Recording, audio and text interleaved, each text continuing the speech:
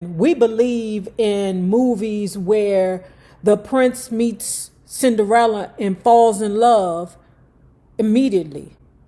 Baby, I want to believe in that fairy tale so good. Like, okay, y'all, you're welcome. It's a series on Netflix called 365 Days. Oh my God. Woo!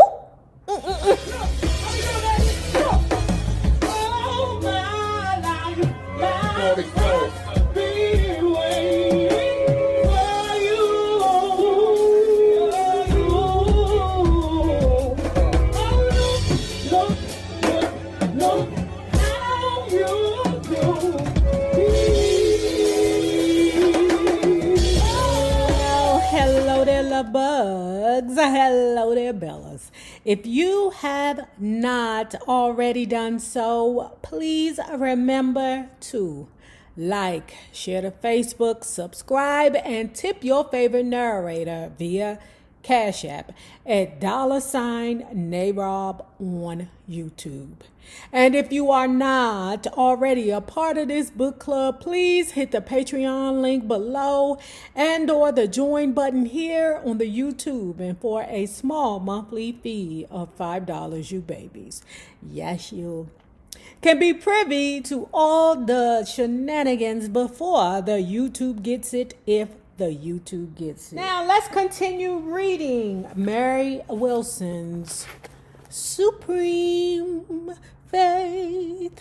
The dogs are in daycare, y'all, so we don't have that snoring and grunting and tap dancing shit to be worried about.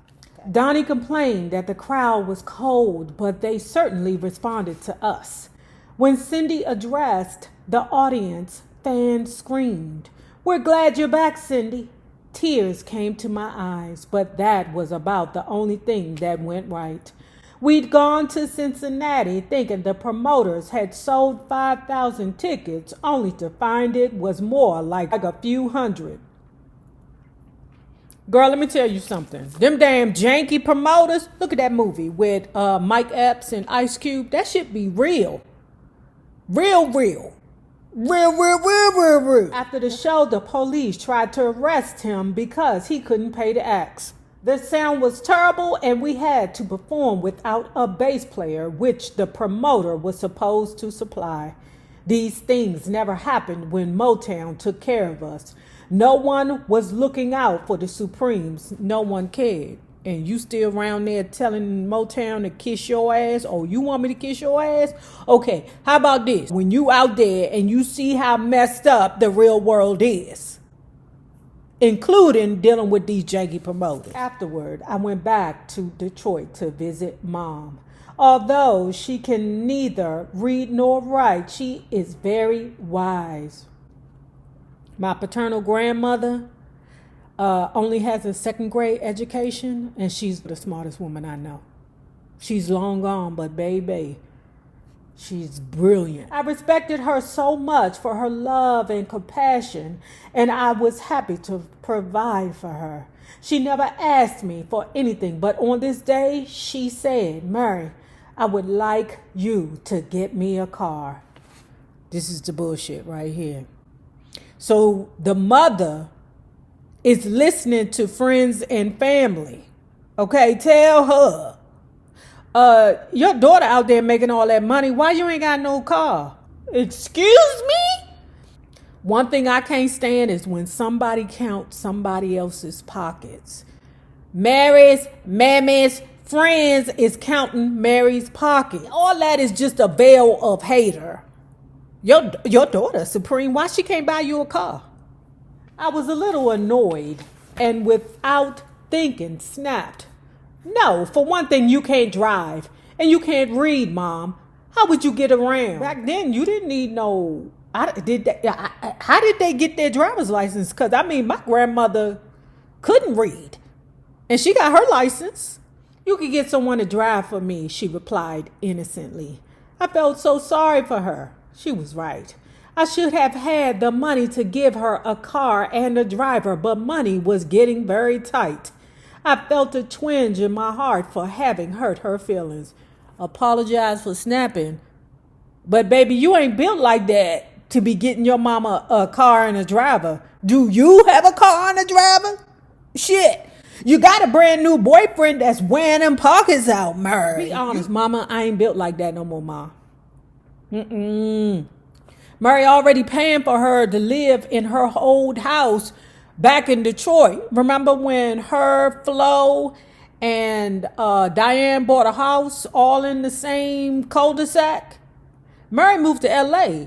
The mother is living in Murray's house. Murray paying all them bills over there. I'd never thrown up her illiteracy to her before, but maybe I did on this day because for years I feared that I might grow up to be just like her. To this day, I regret lashing out at Mom. I was beginning to feel like a loser. I was beginning to unravel. As usual, I went over to Flo's. She had lost a lot of weight and was looking better than she had in a while. In addition to her adorable daughters, Michelle and Nicole, there was now a third child, 16-month-old Lisa. For several hours, we talked about a little bit of everything. Flo was still very unhappy, though. Outside of lending a sympathetic ear, there was not much I could do. In late 1973, the Supremes technically had no contract with Motown, but because I didn't own the name, we stopped shopping for a new label. I had told my attorney, David Williams, my whole story, starting from when Flo, Diane, and I signed with Motown in 1961. We were 16 and each signed a recording contract with Motown Records and a management contract with Berry Gordy Jr. The day of the signing, we still hadn't come up with a new name, hoping that would force Berry to accept the Primettes. Our mentors, the Primes, Eddie Kendricks, Paul Williams, and Cal Osborne, had given us the name, and we didn't want to change. You gotta change, because that's Berry Gordy's zhuzh. I need you to change your name, so then it belongs to me. Change it, and it belongs to me. Because I can't own the Primettes. You came in with the Primettes and the Primes. No, answer no. Because then it'll be your names. Change the shit. But Berry stood firm, so we became the Supremes.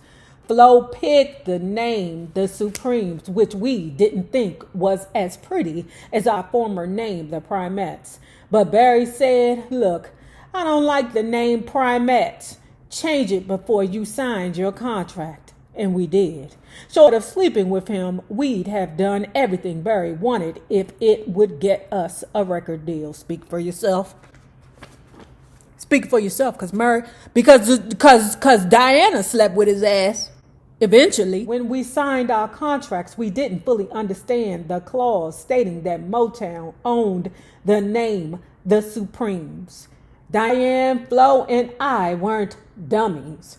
We were three enthusiastic, idealistic minors signing contracts without competent, independent legal counsel. Girl, it's okay.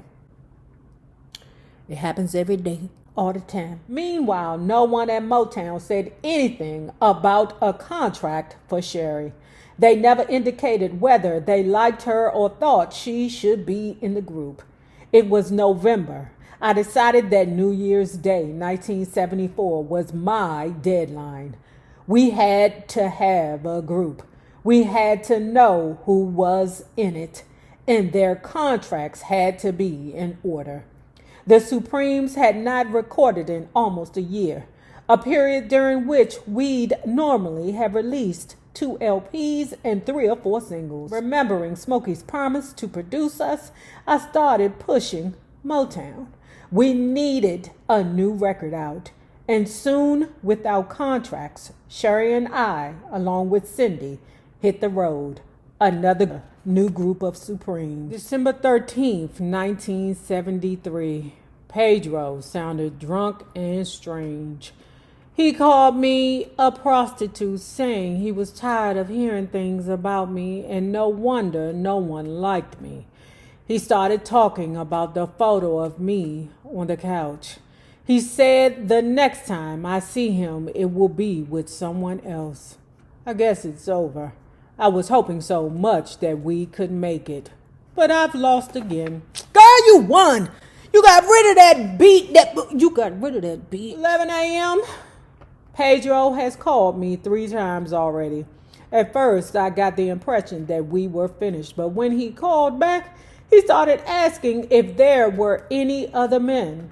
He brought up other names, some of whom I never had anything to do with, like Barry and Marvin Gaye. So, let me tell you what I know. When Marcus show you who they are, you better believe them. Okay? Never ignore signs. The number one sign is when people want to bun you, mean lock you into a relationship early. Run like the freaking wind, because most men, I ain't gonna say all, but I say 99.9% of men are not in a rush to get married or in a relationship. That's just who they are naturally. You hear me? But when you meet a man and you done met him after 2 weeks and he trying to make you his woman after 2 weeks, run. No. Because there's a plan for you. 9 times out of 10, he's a very aggressive, wife-beating mother huncher. They want to lock you in so then you automatically become their property. I noticed from the Texan. The Texan didn't put his hands on me, or he tried to bully me. But the worst thing you could do to Uptown Nate Robb is put your fucking hands on me. Okay? I don't play that. You mean a man that try to bun you in 2 weeks? You know, us women, we believe in movies where the prince meets Cinderella and falls in love immediately. Baby, I want to believe in that fairy tale so good. Like, okay, y'all, you're welcome. It's a movie on Netflix, or it's a series on Netflix called 365 Days. Oh my God. You're welcome, bitch. Okay? But it's about this Italian, Greek, or Grecian man, whatever he is. Oh, he is. His name is, I don't know. But he sees a woman and he falls in love with her on sight.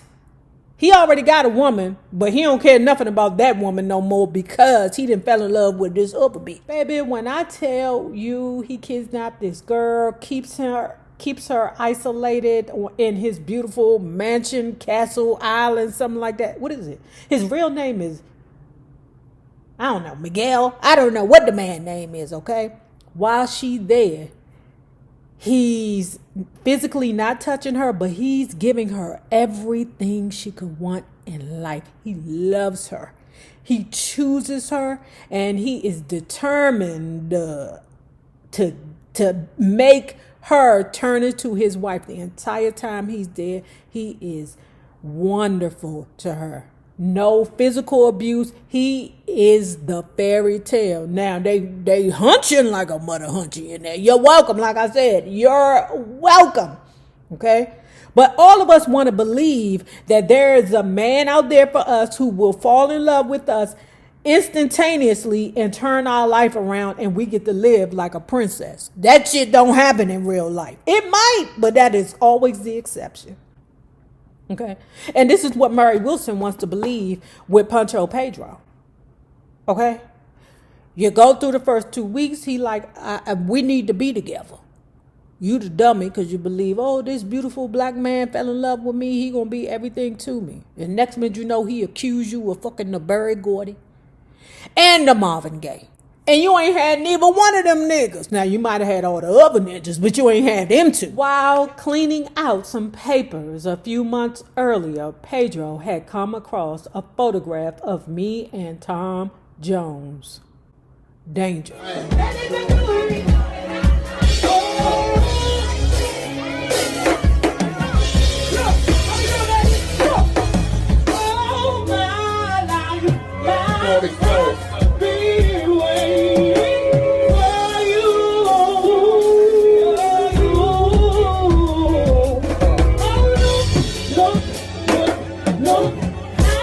you.